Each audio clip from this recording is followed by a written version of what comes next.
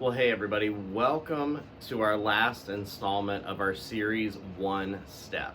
And as we begin today, I just want to ask you a quick question. How many of you have ever gotten lost? How many of you have ever gotten lost? And as you're thinking about that, I want to share a quick story with you. So, when I was 16, I had just gotten my driver's license, and we lived in a rural part of Indiana. And I remember there was one night I just decided, hey, I was just going to go out for a drive. And so I went out and, in my truck, and I was just driving around, and as I decided to kind of veer off the main highway, and I decided to kind of take a little detour into the country. And the problem was with this particular part of where I was driving, I had never been before. I also didn't have the luxury of having a GPS because that was before GPSs existed on everything. And also our cell phone reception was really spotty in that particular area.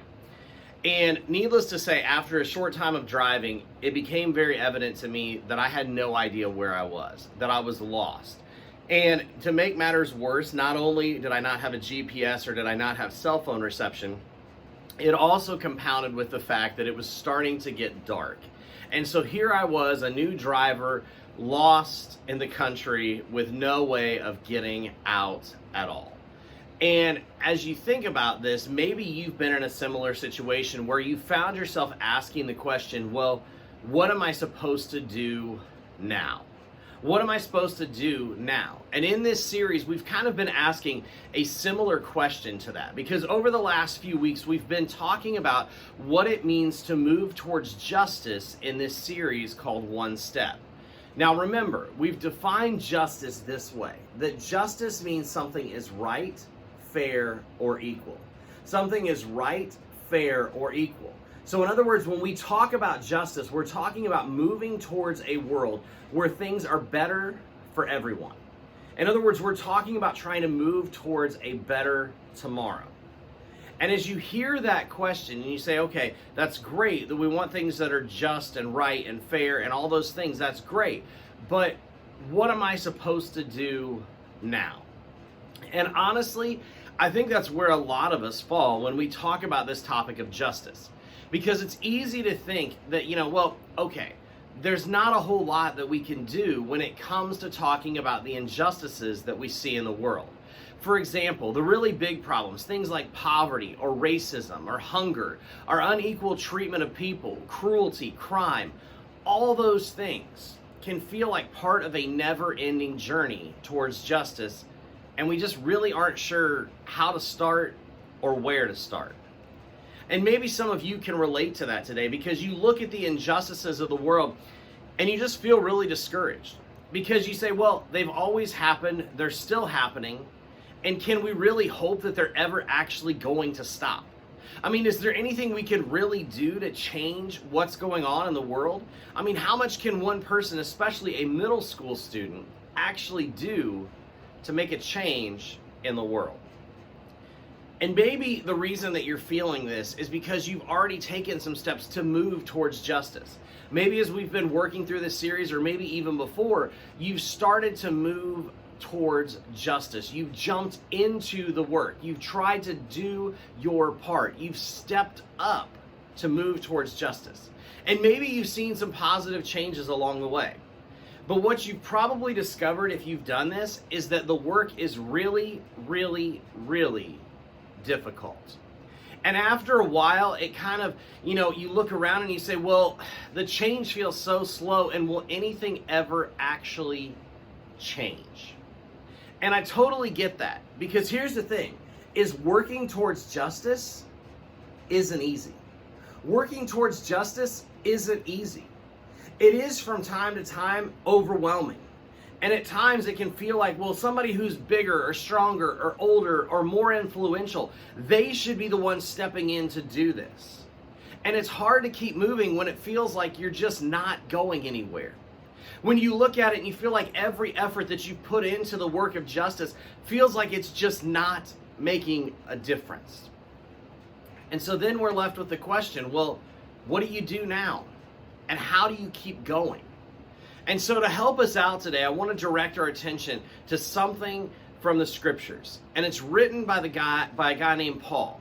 Now, we've talked about Paul several times, and maybe, hopefully, you know something about Paul, but in case you haven't, I want to give you a little bit of a backstory. You see, before Paul knew Jesus, he was known as Saul. And Saul was a guy who definitely was not on the side of good or justice in the world. He did a lot of really awful things, especially to Christians. But then he has this amazing encounter on the road to Damascus with God. And as this happens, everything changes in his life, including his name. And so from then on, he's no longer Saul. He becomes known as Paul, who's one of the most important figures in our faith.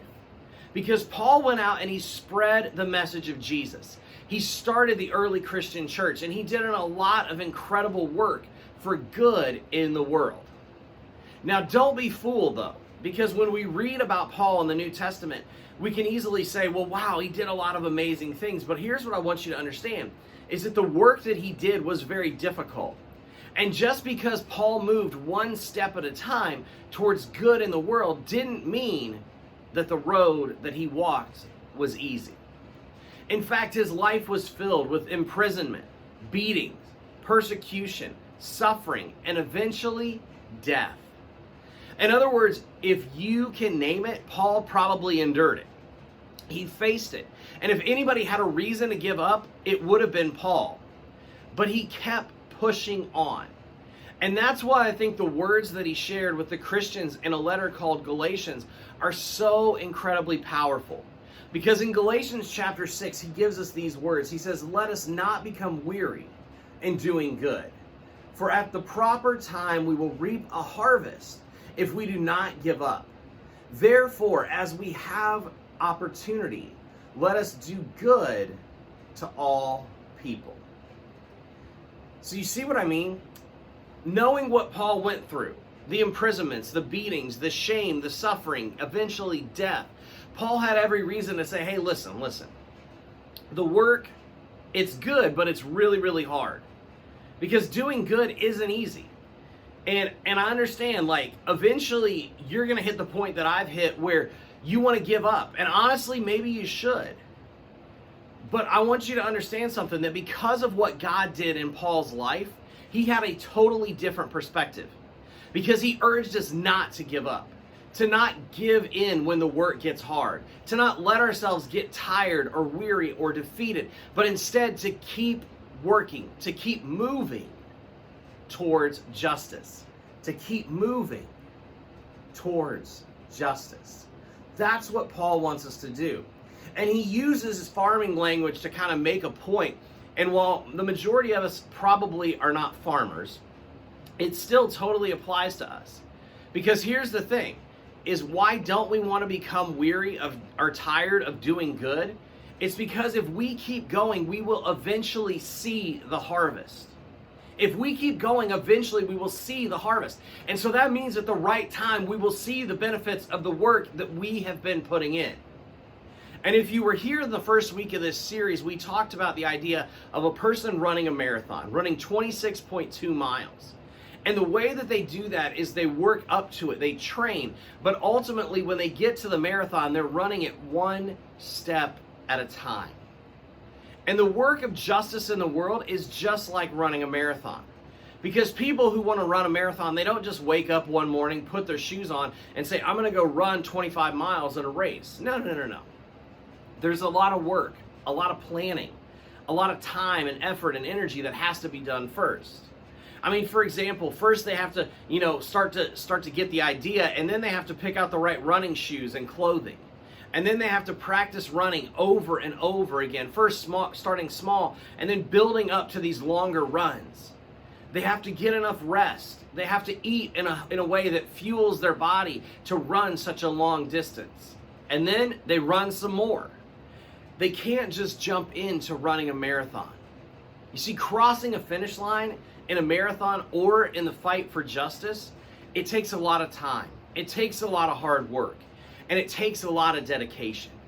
You see, runners who are training for a marathon, they may not see a whole lot of progress at the beginning. They may even think to themselves, I'm never going to be able to do this. But if they don't give up, eventually they'll be able to run, to keep running, and to keep pushing until the work is done. And the same thing is true when it comes to justice. The hard work, when it gets hard, we can't give up. We have to keep working. We have to keep going, even when it feels impossible. We have to keep our eyes focused on the end goal. And even if you started working towards justice and you don't see any change right now in the moment, don't get discouraged. Don't grow weary. You make change one step at a time. And some of that change may not happen right away. It may not be visible at first, but here's what we need to know is that God is working in ways that we might not be able to see at all right now. So don't give up. Keep going. Keep doing good to all people and for all people. Again, you could say it this way, that we need to keep moving towards justice. We need to keep moving towards justice. And I get it, that can feel like a big task, and I understand that you may still feel a little bit lost, or you may feel unsure about how to find your next step. And I know because I've been there. Because remember, when I told you that I got lost in the country at the beginning of our time together today, it was an unnerving time. And so I finally had to work up the boldness and the courage to stop at this person's house, walk up to them. I had no idea where I was, knock on their door, and say, hey, how do I get back to the highway? And thankfully, these people were home. That was the first relief I had. But as they looked at me, they could tell that I was a new driver. I was young. I didn't know what I was doing. And they very politely responded. They said, oh, it's real simple. They said, if you go back out to the road that we live off of, and you take a right, you go down about half a mile and take a left. And the highway is right there. It was that easy. It was that simple. But I had to take the step of stopping, of asking a complete stranger for directions, and then following those directions to get back home. And you see, doing something to move towards justice is a lot like that, where it takes one step at a time, and eventually you get to where you hope to be. It can't be just a box that you check. It can't be just a one-time thing. It can't be somebody who does something once and then never does it again. If we want to be people who genuinely show, hey, God cares about justice, then we need to keep caring. We need to keep acting, and we need to keep working together. In other words, we have to keep moving towards justice. We have to keep moving towards justice. And here are a few steps that you can do to help you out in this process. Now remember, as we've been going through this series, each week we give you a small step, a next step, and a big step. So the small step today is this, is to think about what you have to offer. Think about what it is that you have to offer, because God has given every one of us something that we can use to step into the work of justice in the world. Maybe it's our voice. Maybe we need to speak up. Maybe we need to share it on social media. Or maybe we need to talk to a trusted adult or friend about the injustice that we've seen or maybe that we've experienced firsthand. Maybe you need to utilize the influence that you have with your friends or with your team or even in your home. Or maybe you have a skill or a talent that you can contribute to the good work of the world. Maybe you can offer your time to learn about, to give to, or to show up for a cause that matters. And whatever it is, your first step may just be to simply identify what it is that you have to offer as we work towards justice together. Second is our next step. And a great next step is to use what you have to keep moving towards justice. To use what you have to keep moving towards justice. In other words, to find ways to step into the work, or to use things like your voice or your influence or your talent or your time. And remember, this isn't a one and done thing. This is a lifelong goal. So don't just make one effort or just post one picture or show up just one time. Instead, make it a lifelong goal to not just get in the work, but to stay in the work. And then finally, the big step. Your last big step is this, is to find the strength to keep going. What can you do to avoid growing weary in the work? How can you stay the course and stay in it when change feels so far away? What can you do when you feel like you're the only one in your home or your friend group or even your community who actually cares about this issue? What will help you keep going? And ask God to give you the endurance to run this race for the long haul. Pray for support from others in doing the same work. Find encouragement in the ways that others are working for good in the world. Notice and celebrate movement towards justice, whether it's big or small. And whatever this looks like for you, keep going, keep running, and keep moving towards justice. You see, that's our challenge today, is because I believe you are the best people to take this on. That you can be a generation that actually makes the kind of change in the world that lasts. The kind of change that moves us towards a better tomorrow. I mean, can you imagine if everybody who watches this could suddenly choose to step into the work of justice in our world? If we choose to stay in it and keep going? And I hope that you'll start today by sharing what you see as possible with somebody that you trust and have that conversation. And so as we wrap up today, I want you to think about this question. What's one thing you can do to keep moving towards justice? What's one thing you can do to keep moving towards justice? Well, thank you so much for checking out this final installment of our series, One Step. We hope that it's been encouraging and beneficial to you as we've talked about this idea of pursuing justice, what's right, what's fair, what's equal in our world today, so that we can create a better tomorrow.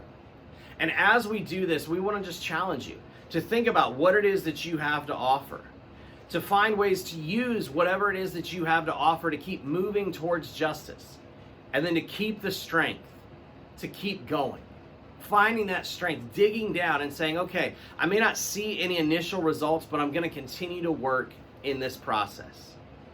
Because chances are either you personally have been affected by injustice or you know somebody that has. And so what can you do to help them, to help yourself move towards justice and towards a better tomorrow? Well, thanks so much for checking out this video. We hope, again, that it's been beneficial to you. We encourage you to join us in person. Each and every week we gather together from Sunday nights, 6 to 8 p.m. in the youth room at New Hope Church. We'd love to have you join us in person so we can go through these topics face to face with you and talk about this and provide love and support and encouragement where it's needed. So have a great and wonderful rest of your day, and remember to keep going as you work towards justice and show what God cares about in our world today. Have a great and wonderful day and an amazing week, and we hope to see you soon.